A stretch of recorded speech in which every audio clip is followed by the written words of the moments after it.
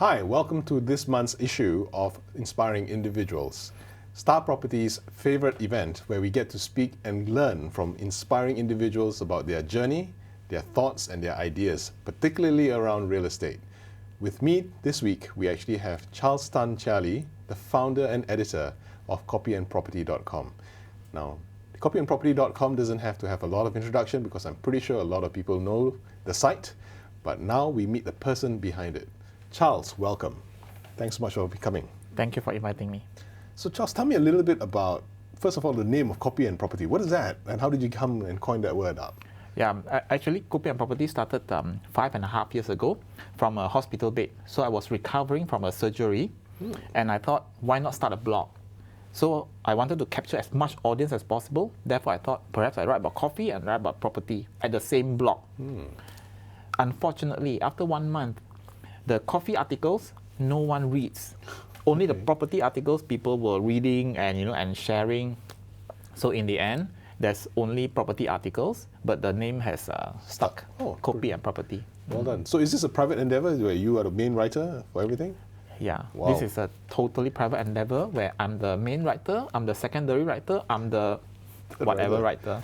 Interesting. So I'm just curious, when you said that it's mainly about coffee and property and focusing more on the property side, what about the property side are you focused on in your writing? I think Copy and Property focuses a lot on my own property investment journey, as well as the things I read, as well as the things that I feel that I may disagree. For example, speculative buys, right? So all these I try to write so that I educate the general public not to think that property is a speculative kind of investment where they buy this year, they can sell next year. Actually, that doesn't work. Okay. Yeah. Are you focusing mainly on a particular area within Malaysia or are you regional when you write? Most of the articles will be Malaysia based, but I do write about the London, Melbourne, Sydney occasionally. Okay. Well, let's delve into a little bit about the reasons why you're writing about it. I know that one of it is to educate. You mentioned it off camera just now. But what do you want to achieve through your writing in Copy and Property? Yeah. Actually, when we write, we seek to influence.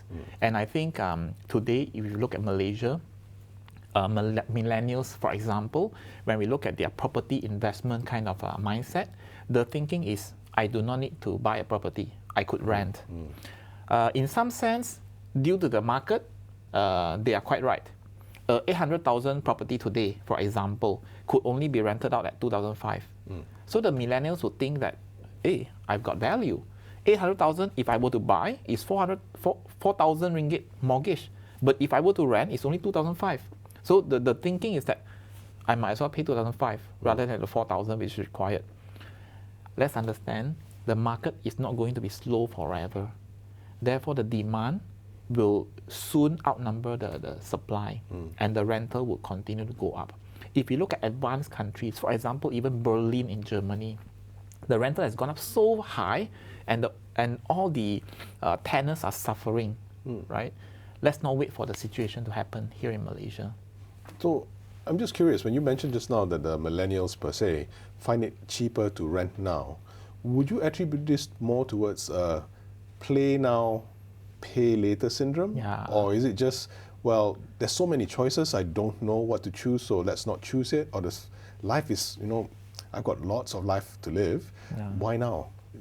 Which reason do you think it attributes towards that? I think all these will be some of the attributes, including the fact that millennials are spending most of their income in a monthly basis rather than having savings.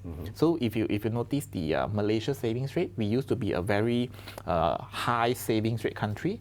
When we look at the younger generation today, they actually don't save. But is that problem because of, well, our generation? Are we pampering our children too much? Are we telling them, don't worry, I will prepare that for you? Is that the reason you see happening? That is definitely the reason. Plus, if you look at my parents, for example, to them, a cup of coffee is 1 ringgit and 80 cents. To the millennials or to the younger generation, their cup of coffee is 10 ringgit. So if on a weekly basis, we drink twice, actually, we can drink for 1 month, they can only drink twice in a month, right? But they are drinking it many times in a month.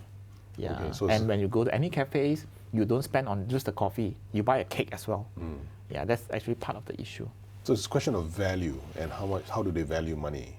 Yeah, probably. Is it financial education then that's the root cause?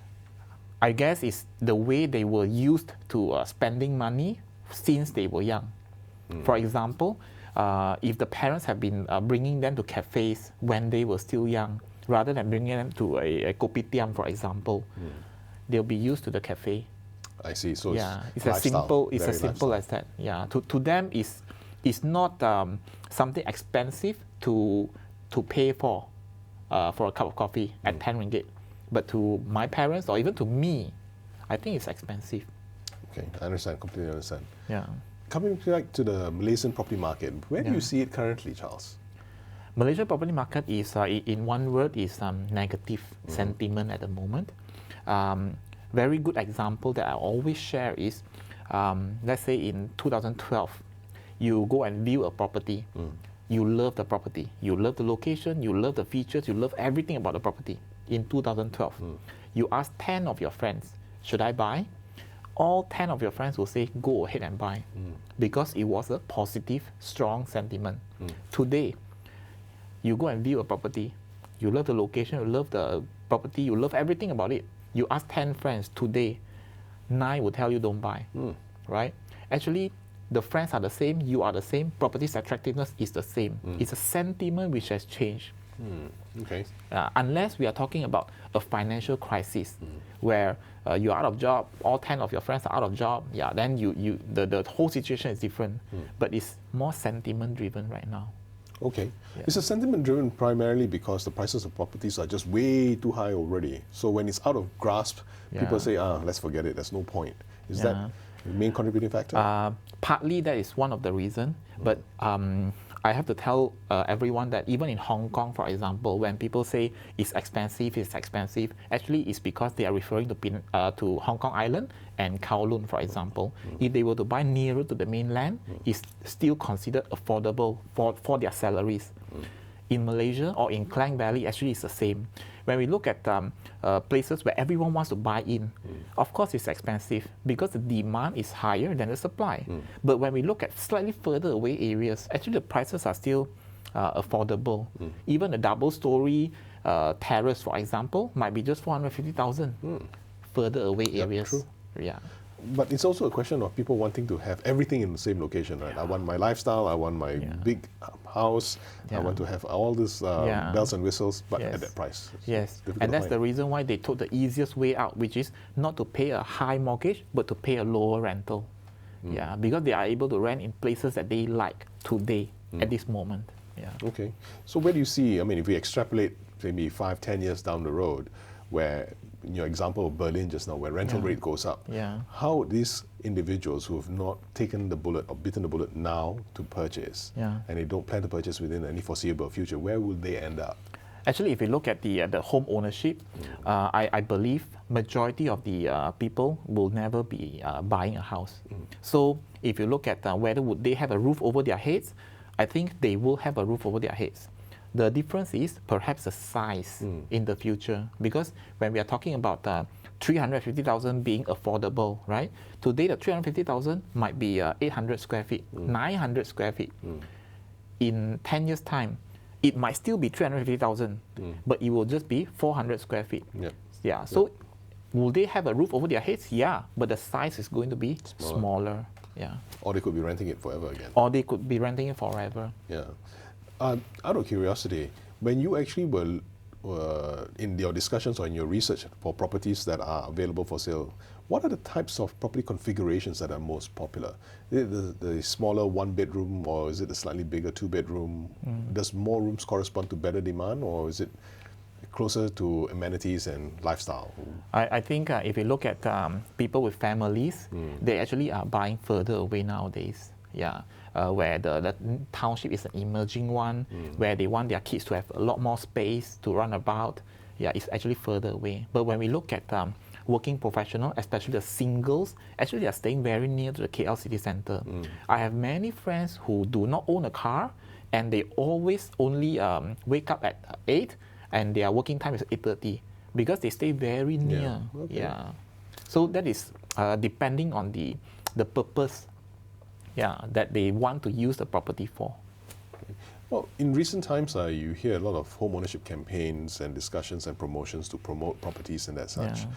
Can I ask you what you think in terms of the reason why people still, well, not say reason why people don't buy, but those that want to buy, why aren't they able to buy? Is it a question of affordability, or is it a question of loan ability, or something else? Yeah. I guess it's expectation, because everyone expects that they are able to buy the best property that they want to have, but at the price that they could afford. I see. Okay. Yeah, it's just like when I first started, the first property that I bought was an apartment of 700 square feet. Apartment, 700 square feet. When I bought the property, most of my friends asked me, why did I buy in that area? Actually, the answer is very simple. Because in that area, 700 square feet is a price which I could afford. Of course, if you ask me, should I buy in a more popular area? I wanted to, but I could not afford the more popular area. Yeah, so that is an expectation which has to be managed. Otherwise, we always think, I couldn't afford. But actually, it's because of the area that we are targeting. If you could go back in time, would you still have bought that first property? Or would you have taken it and bought something else, the same amount of money? Actually, if I could go back in time, I would have bought a lot more properties than I could today. The reason was because the properties perhaps 15 years ago was very, very affordable compared to the salary that we have. Actually, if we based on the salary that we have today versus property price of today, actually it's more or less equivalent already, which means that if you want to have a term is affordable then, it's not so affordable now. I see. Yeah. But would you have bought the same property, or would you have chosen a different location or different type for the same price? I think I would have bought the same property, but I would have bought two rather than one. Okay, all right. Yeah. So eventually, you're still holding that property, I take it? No, I've sold it. Oh, well done, so well I done. bought it at 123,000. I sold it at 257,000. Well done. A very good investment. Stayed there for 6 years. Yeah, even my brother-in-law stayed there. My sister stayed there. Yeah. Actually, this is another thing I wanted to ask you as well. With the idea of accumulation of assets, buying and buying and buying, and if you don't have an exit point, whether you want to rent it out or have a plan to rent it out, how would you manage all these properties that you've purchased? So you say if you bought two, what would you have done with the next one? Okay, if we look at property as an investment, then we would need to engage the professionals in the industry. For example, I have a property in Kota Kinabalu.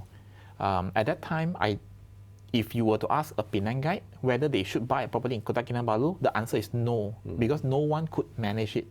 Actually, we have professionals called real estate negotiator who is able to find you a good tenant and then sign the agreements.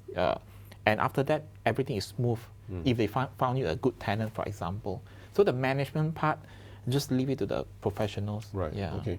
So, but I guess in the past, there was a lack of such services, so you had to really look who could actually help you manage and rent out and even manage the tenants per se, right? Yes, it was by far harder than compared to today. Okay. Yeah, so today we have all the resources. In fact, if you want to read articles about certain development, today everything is in Google. That's right. Yeah. So it looks as though information is much easier to access. Even the comparison of different types of properties is easier to compare with because of technology. Then the question then would beg, how would developers differentiate from each other to attract buyers? What would they do differently? Actually, in a slow market currently, developers are focusing a lot on the pricing. So, for example, discount, for example, additional rebates, for example. Yeah, those are the things that they are currently focusing on. The truth is, if we intend to have a more vibrant market, more education is needed so that the people can accept and enlarge the areas that they intend to buy. Otherwise, everyone will focus in that few areas. The demand will be very high, the supply will be very low. Yeah. Just look at a mature neighborhood, for example. How many units in the mature neighborhood are for sale at one particular point in time? Very few. But how many people want to buy into the mature neighborhood? A lot. And that's the reason why prices keep going up. Yeah. Now imagine if the demand is spread over a larger area, we won't see the prices keep going up. Okay. Every transactions.